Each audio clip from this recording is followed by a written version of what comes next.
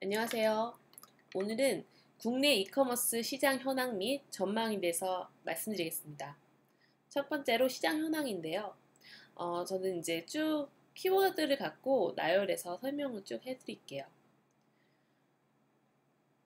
여기 파란색이 보시면 PC 쇼핑이고요.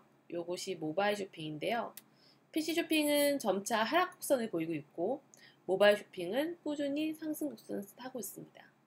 2016년을 기점으로 이제 모바일 쇼핑이 좀 더 이제 이커머스를 이끄는 환경이라고 보실 수 있을 것 같습니다. 두 번째로는 빅블루 현상입니다. 빅블루 현상은 첨단 기술의 발달과 사회 변화로 인해 사업 간의 경계가 모호해지는 현상을 말합니다. 유통 업종에서도 다양한 유통 업종에서 이제 온라인 시장 진출이 가속화되면서 이커머스 시장의 경쟁은 더욱 심화되고 있습니다. 예를 들어서 편의점은 원래 물건을 팔고 사고 이런 곳이잖아요. 거기서 이제 교통카드를 충전하고 택배 업무까지 보고 있죠. 그리고 핀테크가 도입되면서 앱이 플라스틱 카드를 대체하고 후에는 또 간편 결제가 등장하게 되죠. 그리고 최근에는 롯데나 신세계 등 이렇게 큰 유통업체들이 외식, 마트, 영화, 자동차 정비 등 한꺼번에 할 수 있는 복합 쇼핑몰을 운영하게 됩니다. 예전에는 각각 있었죠. 그리고 또 어떤 것이 빅블러 현상이냐면 여러분들이 많이 쓰는 배달의 민족이나 카카오 택시 등 이렇게 온라인에서 오프라인으로 당연스럽게 넘어가는 이런 서비스들도 빅블러 현상의 하나로 보고 있고 이러한 것들이 점차 이커머스 시장 경쟁을 부추기는 현상이라고 말씀드릴 수 있습니다. 그리고 오픈마켓에 대한 빅데이터 분석 결과 쿠팡은 참여지수, 소통지수, 그리고 커뮤니티 지수에서 모두 타사를 압도해 1위를 하고 있습니다. 쿠팡은 예전에 가격과 상품을 중시하던 시장에서 배송이라는 새로운 접근법으로 우위를 점합니다. 여기서 수치를 보시면은 이게 쿠팡 11번가 위메프 지마켓 순으로 보이는데 최근에서는 거의 이제 쿠팡이 다른 타 사이트를 압도하면서 지금 1위를 하고 있는 것을 보실 수 있습니다. 이렇게 점점 시장이 커지고 매출이 많이 늘어나는데 왜 이커머스는 계속 적자일까요?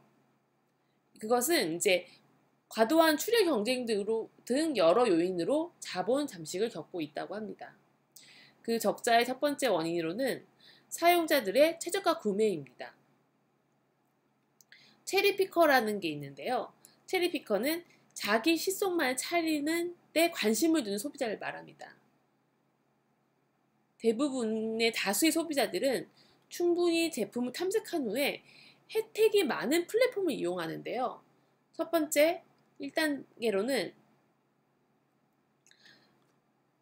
이런 모바일 SNS나 PC 포털 사이트의 배너 광고로 어떤 제품을 인지를 합니다. 그리고 이 제품을 블로그나 동영상을 통해서 제3의 리뷰를 통해 습득을 하게 되죠.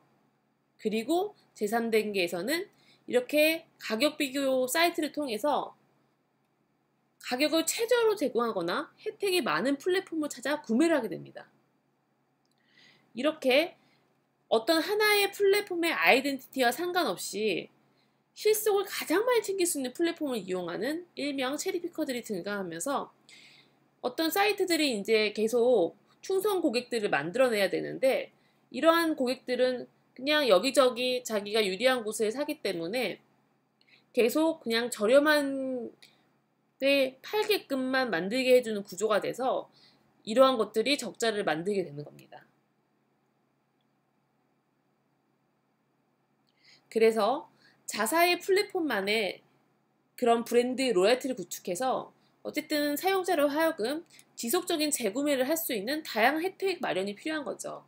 예를 들어서 아마존은 아마존 프라임 이런 멤버십을 통해서 그들에게 다양한 배송 및 그리고 콘텐츠를 제공합니다.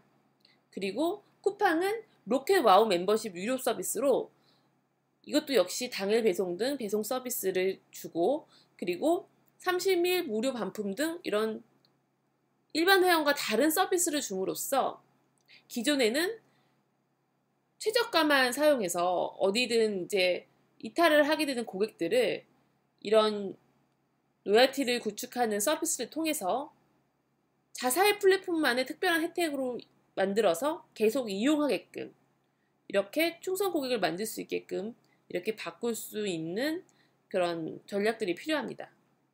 그리고 적자 얘기를 마저 해드리면, 역시 이제 과도한 경쟁 있잖아요. 어떤 사이트에서 뭐 UF에서 블랙 프라이데이라던가 뭐 빅스바이데이, 그리고 3.1절, 11절 데이 해가지고 이런 날짜에 또 과도하게 가격 다운을 시켜서 출혈 경쟁을 하고, 그리고 하나의 이런 플랫폼에서 물건을 파는 것이 아니라 다른 이렇게 사이트에서도 계속 이제 같은 물품들을 올려놓고 빨리 많이 노출돼서 사람들이 많이 살 수 있게끔 이렇게 노출을 하게끔 많이 하고 있는데, 이러한 것들은 어쨌든 같은 내용으로 중복으로 이제 노출되게끔 하는 것은 이것도 역시 중복으로 수수료를 부담하게 되죠. 또 이것도 역시 개선이 돼야 될 문제입니다. 그러나 이렇게 적자임에도 불구하고 계속 거래 이용액이 역대 최고치를 계속 기록하고 있고 계속 매출이 크고 있기 때문에 향후 시장 가치가 매우 높다고 판단한 다수의 거대 투자자들이 이커머스사에 막대한 자본금을 투자하여 이커머스가 이게 무너지지 않도록 버팀목 역할을 해주고 있습니다. 이렇게 계속 부채가 생겨서 자본 잠식이 계속 일어나고 있는데, 계속 투자자분들이 일단 불을 꺼 하면서 계속 투자를 해주고 있는 현황인 거죠. 여기서 보시면 쿠팡, 쓱닷컴, 11번가, UF 등 대형 이커머스들의 이렇게 투자들이 이어지고 있는데요. 쿠팡은 뭐 소프트뱅크에서 2조, 그리고 쓱닷컴 역시 1조, 이렇게 좀 많은 투자를 계속 받고 있습니다.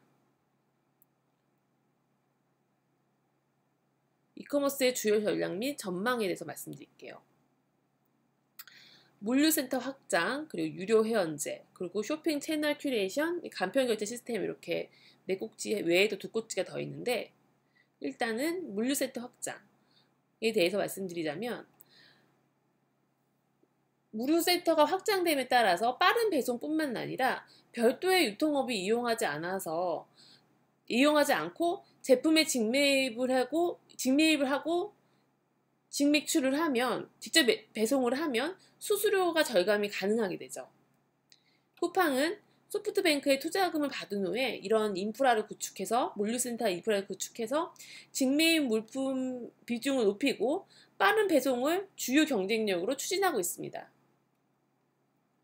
그리고 이런 물류센터가 그냥 저장 창고의 개념이 아니고 판매 상품 입고부터 재고 관리, 포장, 출하, 배송까지 가능한 이런 시스템을 구축함으로써 판매 거점의 역할을 만들게 된 거죠.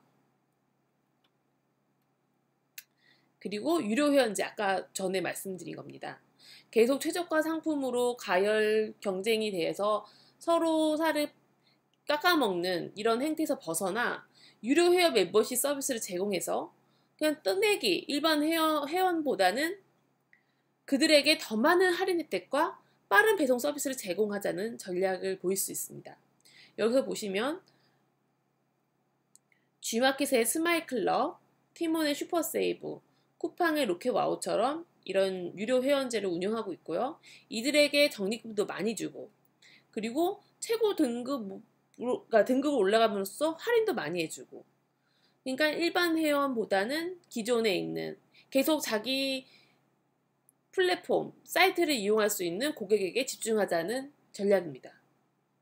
그리고 세 번째로는 쇼핑 채널 큐레이션인데요. 예전에는 단순히 여러 브랜드를 유치해서 이게 클릭해서 이 브랜드 이렇게 전시하는 대신 이것뿐만 아니라, 예를 들어 이런 G마켓에서는 슈퍼, 대형마트, 해외 직구, 홈쇼핑 등 다양한 채널을 하나의 사이트, 플랫폼에서 소개하게 됩니다. 이러한 것들을 B2P라고 하는데요. 플랫폼 형식을 그대로 가져오는 형태죠. 그래서 하나의 커머스 사이트 안에서도 다양한 채널을 경험할 수 있게 합니다. 롯데도 마찬가지로 롯데 7개의 몰을 하나의 앱에서 다양하게 이동이 가능하게 되어 있습니다. 이렇게 롯데닷컴을 쓰고 있다가 롯데백화점 몰로 바로 넘어갈 수 있고, 아예 메뉴를 갖는 게 아니라 앱 자체를 채널을 아예 바꿔버리는 형태를 요즘 보실 수 있습니다. 그리고 네 번째, 간편결제 시스템입니다. 간편결제는 이런 금융사, 은행사뿐만 아니라 포털 사이트, 정부에서도 추진 중인 서비스고요. 이커머스사에서도 자체 간편결제 시스템을 이용해서 간편하게 결제하면서도 많은 혜택을 안전하게 누릴 수 있게끔 합니다. 이런 것들은 이제 더 어떻게 보면은 이것도 충성 고객을 만들게끔 하나의 페이를 깔면 계속 지속적으로 편하게 이용할 수 있는 서비스인데요. 최근에는 스마일페이에는 바코드 결제 기능을 탑재해서 오프라인 매장에서 사용할 수 있는 확장성을 높입니다. 그리고 다섯 번째로는 유통 퍼스트예요. 이렇게 이커머스사들이 물류센터가 확장이 되고 배송 경쟁력이 높아짐으로써 마켓컬리의 택배 배송 서비스는 이걸 하면서 높은 성장률을 기록합니다. 그러니까 예전에는 제품을 탐색하고 결제까지는 온라인에서 하고 뭐 오프라인에서 물건 받는다든지 이렇게 이제 옴니 채널 전략에서 온라인, 오프라인에서 왔다 갔다 이런 전략보다는 최근에는 온라인에서 구매 버튼을 누르면 집까지 바로 배송해주는 유통 퍼스트 전략을 펼칠 것으로 보입니다. 지금 이 마켓컬리의 매출을 보시면 이 택배 배송을 한 이후 상당 부분 이렇게 성장한 것을 보실 수 있습니다. 그래서 다른 커머스에서도 대부분 당일 배송 아니면 이길 배송 등 아침 배송이 서비스들이 이제 이루어지고 있죠. 이거와 이제 연계되는 내용인데요. 이런 마켓컬리와 헬로네이처 등 신선도가 중요한 식품을 보다 빠르게 배송해주는 플랫폼 이용의 증가와 비례해서 신선식품, 가정식 대체상품 등을 다루는 브랜드 소비가 증가할 걸로 예상이 됩니다. 예를 들어 뭐 음식료품도 마찬가지고 농축산물도 이제 크게 성장을 하게 됩니다.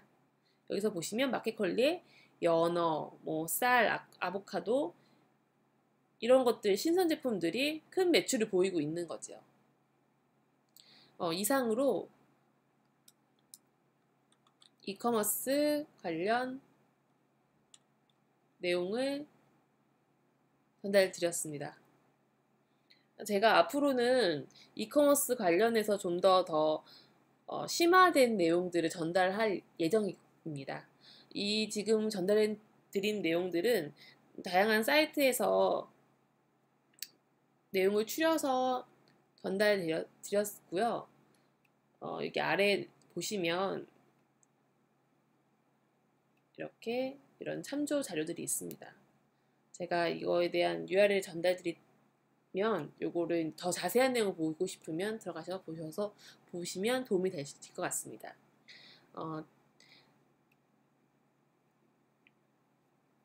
도움이 되셨다면은 추천 그리고 구독 부탁드리겠습니다. 지금까지 들어주셔서 감사드립니다.